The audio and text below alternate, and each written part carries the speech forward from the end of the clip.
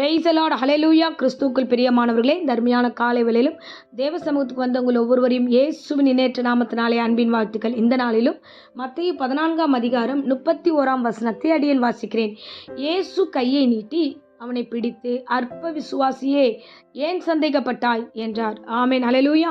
இந்த காலை வேளையிலும் தேவனாகிய கர்த்தர் கேட்கிறார், அற்ப விசுவாசியே ஏன் சந்தேகப்பட்ட, அற்ப விசுவாசியா ஏன் இருக்கிற, ஏன் இந்த நாட்களில் இப்பேற்பட்ட ஒரு சந்தேகம் உங்களுக்கு வந்தது என்று இந்த காலை வேளையில் கேள்வி கேட்கிறார். பாருங்க, இருக்கிறதுலே மோசமான காரியம் எது என்று பார்த்தா அற்பமாக நம்ம நினைக்கிற விஷயம்தான் அற்ப விசுவாசியா இருக்கிறது தான்.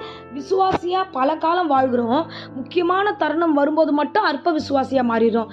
பாருங்களேன், ஒவ்வொருத்தருடைய ரட்சிப்பை நம்ம பார்க்குறோம். எல்லாரும் ரட்சிக்கப்படும் பொழுது விசுவாசிகளாய் கர்த்தர் செய்த அதிசயம், கர்த்தர் செய்த அற்புதம், என் வாழ்க்கையில் கர்த்தர் என் பாவத்தை மன்னித்தார், என் பிள்ளைகளை பத்திரப்படுத்தினார், வியாதிகளை சுகப்படுத்தினார், அற்புதங்களை செய்தார், என்னை அதிசயத்தை காண செய்தார் சொல்லி விசுவாசித்து அவரண்டையில் வரும்பொழுது விசுவாசிகளாக மாறுகிறோம்.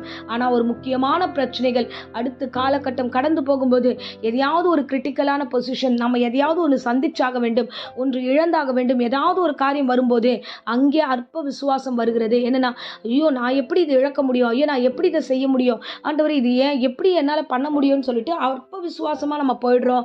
உடனே இயேசுவை சந்தேகப்படுத்த ஆடுகிறோம். ஆரம்பமான பொழுது கர்த்தர் அதே விசுவாசித்தோம், அப்பொழுது அவர் நடத்தினார், அப்போ நல்ல விசுவாசியாக இருந்தோம். இப்போ இருக்கிற சூழ்நிலையில் நாம் அதே ஆட்கள் தான். ஆனால் இப்போ எப்படி ஆயிடுச்சுன்னா, விசுவாசம் இல்லாமல் சந்தேகம் உள்ளே வந்துருச்சு. விசுவாசிக்கிற விசுவாசத்தை நாம் இழந்துடுறோம். அல்லேலூயா. அன்பு பிள்ளையே, இது ஒரு அருமையான தருணம். பாருங்க, இந்த வேதாகம் நமக்கு ஏன் இந்த வார்த்தைகள் எல்லாம் சொல்லிக் கொடுக்குறதுனா, அந்த எல்லாமே சிஷ்டாந்தகமாக நமக்கு கொடுக்கப்பட்டிருக்கிறது. முன்ன என்ன நடந்ததோ, சீஷர்களுக்குள்ள என்ன நடந்ததோ அதுதான் இப்போ நடந்து கொண்டிருக்கிறது. ஸோ நமக்குள்ளேயும் அதனால தான் இந்த வசனத்தில் நிறைய காரியங்களை ஓமைகளா, நிறைய காரியங்களை வெளிப்பாடோடு கூட எழுதப்பட்டிருக்கு. இங்கே பார்த்தீங்கன்னா, பேதுருவும் அவருடைய சீஷர்கள் கூட இருக்கிற எல்லா சீஷர்களும் இயேசு கிறிஸ்து சொல்லுகிறார், நீங்கள் அக்கறைக்கு போங்க, நான் வரேன் அப்படின்னு சொல்லிட்டு துரிதப்படுத்தி அவர்களை படகுல அனுப்பிட்டு இவர் தனித்து போய் ஜெபிக்கிறார். ஒரு மலையின் மீது ஏறி, அதுக்கு முன்னாடி ஊழியம் செய்கிறாங்க. மொத்தமாக எல்லாரும் ஊழியம் செய்துட்டு முடிச்சுட்டு வந்ததுக்கு அப்புறம் இயேசு மட்டும் தனியாக ஜெபிக்க போயிடுறாரு. இவங்களை எல்லாரையும் அக்கறைக்கு போக சொல்கிறார். போகிற வழியில் திடீர்னு என்று ஒரு காற்று வருகிறது. திடீர்னு அந்த இடத்துல கடல் அலைகள் எல்லாம் கொந்தளிக்க ஆகுறது. அங்கே பயங்கரமான ஒரு கலக்கம் உண்டாகிறது. அப்போ அந்த நேரத்தில் தான் அவங்க என்ன பண்ணுகிறாங்கன்னா, எதிர்காற்றாக இருக்கே, திடீர்னு நம்ம கிளம்பும் போது இப்படி இல்லையே, ஆனால் நடுக்கடல் வந்ததுக்கப்புறம் இது எதிர்காற்றாக இருக்குது, எப்படி போகிறதுன்னு தெரியலையேன்னு அவங்க கலக்கம் அடைகிறார்கள். கலக்கம் அடைந்து பயந்து கொண்டிருக்கிறார்கள். அப்பொழுது இயேசு கிறிஸ்து அங்கே மலையின் மீது ஜெபித்து கொண்டிருக்கிறார். அவர் எல்லாம் அறிந்தவர், முன்னறிந்தவர்.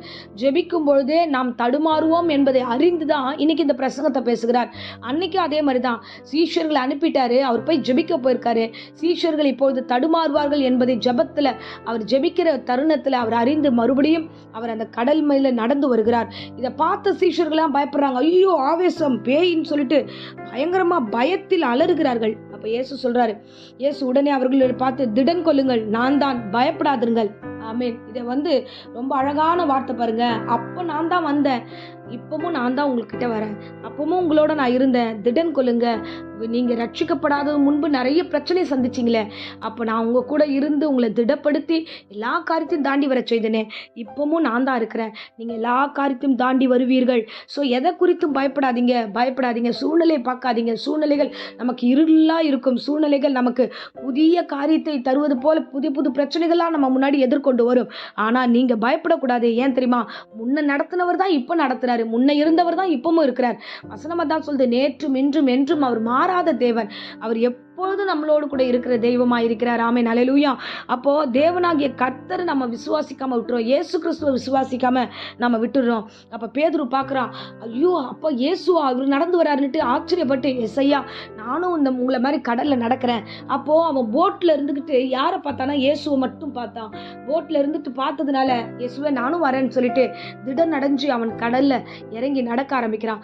காலை கீழே வச்சு தண்ணியில் நடக்க ஆரம்பிக்கும் போது இயேசு மாதிரியே நம்ம நம்ம நடக்கிறோமே அப்படின்னு அவன் அந்த உணர்வோடு கூட தண்ணியை பார்க்கும்போது அந்த தண்ணியில் அந்த அலைகளை பார்க்குறான். அந்த இடத்துல ஒரு புதுவிதமான காரியத்தை பார்க்குறான். இவ்வளோ ஆழத்துலையா நம்ம நடக்கிறோம் அப்படின்ற அந்த இடத்துல ஒரு காரியம் வந்ததுமே அவன் பயந்து அந்த தண்ணியில் முழுக ஆரம்பிக்கிறான். அப்போது திடீர்னு அவன் மேலே அந்த எதிர்காற்று வீசினபடினால காற்று பலமாக இருக்கிறத பார்த்து இயேசுவின் முகத்தை பார்த்து கொண்டிருந்தவன் காற்றின் முகத்தை பார்க்க ஆரம்பித்தான். தண்ணீரில் கால் வச்சு தண்ணீர் எப்படி நிற்குதுன்னு அதை பார்க்க ஆரம்பித்தான். சுற்றி இருக்கிற சுச்சுவேஷனை பார்த்தான். அவ்வளோதான், ஆல் அவுட். அப்படியே விழுறான் தண்ணியில். ஐயோ ஆண்டவரே, நான் அமிழ்ந்து போகிறேன், ஆண்டவரே என்னை ரட்சியும் ரட்சியும் அப்படின்னு கத்துறான். அல்லேலூயா. இயேசு நல்லவர். காலை வேளையில் உங்களோடு கூட பேசுகிறார். அதே தேவன் தான், அதே கடல் தான், அதே ஆழத்தில் தான் முன்னாடி நடத்தினார். இப்பவும் நீங்கள் ஆழத்தில் தான் நடந்துக்கிட்டு இருக்கீங்க. நீங்கள் அல்ல, கிறிஸ்துவே உங்களை நடத்தி கொண்டு இருக்கிறார். அதுதான் அவன் விழுந்து கீழே போகும்போது அமிழ்ந்து போகிறேன் போது கையை பிடிச்சி தூக்கி அவனை பிடித்து தூக்கி சொல்லுகிற வார்த்தை, அற்ப விசுவாசியே ஏன் சந்தேகப்பட்டாய்? அல்லேலூயா. இன்னைக்கு நம்ம அற்பமாக யோசிக்கிறோம். நாள் இருக்கு, பயப்படாதீங்க, எல்லாம் நேர்த்தியாக நடக்கும். தேவன் ஒவ்வொன்றையும் நமக்காக காத்திருக்க செய்திருக்கிறார். எல்லாவற்றையும் ஆயத்தப்படுத்தி செய்திருக்கிறார். எல்லாவற்றையும் நமக்கு கண் முன்பாக கர்த்தர் அற்புதத்தை செய்வார். ஸோ எதை குறிச்சும் பயப்படாம தைரியமாக கடந்து போங்க. அதுதான் சீஷனை பார்த்து, தோமாவை பார்த்து கர்த்தர் கேட்கிறார். அவர் மரித்து நான் மறுபடியும் எழுந்து வருவேன்னு சொன்னதை விசுவாசிக்கல. அப்பொழுது மறுபடியும் அவர் மரித்து அவர் எழுந்து வருகிறார். 3 நாளுக்கு அப்புறம் மறுபடியும் சீஷரில் காட்சி கொடுக்கும்போது அப்போ தோமா அந்த இடத்துல இல்லை. தோமா சந்தேகப்படுகிறான். இங்கே இயேசு வந்தாருன்னு எல்லாரும் சொல்றாங்க. அவன் நம்பவே இல்லை. அப்போ தோமாவை பார்த்து, நீ அற்ப விசுவாசியா இருக்காதப்பா, அல்லேலூயா, விசுவாசம் உள்ளவனா இருங்க. நம்ம அற்ப விசுவாசியா மாறிடும். நம்ம பார்த்தாதான் நம்புவோம், செஞ்சாதான் நம்புவோம், நடந்தாதான் நம்புவோம், வீட்டுக்கு எல்லாம் வந்தாதான் நம்புவோம். அப்படி இல்லை. இல்லாதவைகளை இருக்கிறது போல அழைக்கிற தேவன். அவரிடத்துல ஒன்றும் இல்லாத பொழுது பிரம்மாண்டமா இருக்கும்னு நம்புங்க. ஒன்றும் இல்லாத போது சுகம் கிடைக்கும் நம்புங்க. ஒன்றும் இல்லாத போது இந்த காரியம் நடந்தேறும் நம்புங்க. அப்படியே அது நடக்கும். ஆமென். இயேசு மனதுல ஆழத்துல இருந்து சொல்லுகிறார், ப்ளீஸ் நீங்க அற்ப விசுவாசியா இருக்காதீங்க, அற்ப விசுவாசியா இருக்காதீங்க, விசுவாசம் உள்ளவர்களா இருங்க.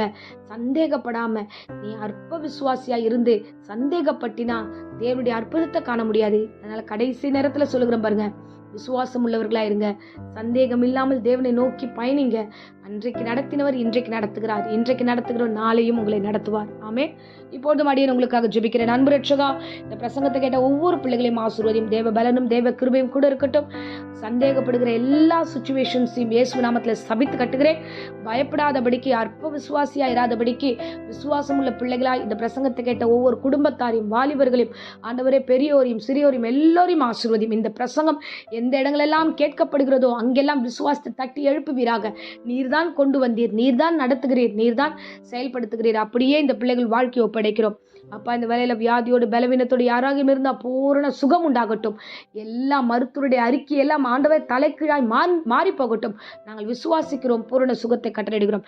இயேசு நாமத்தில் ஜெபிக்கிறோம் ஜீவனுள்ள நல்ல பிதாவே. ஆமென். Praise the lord. God bless you.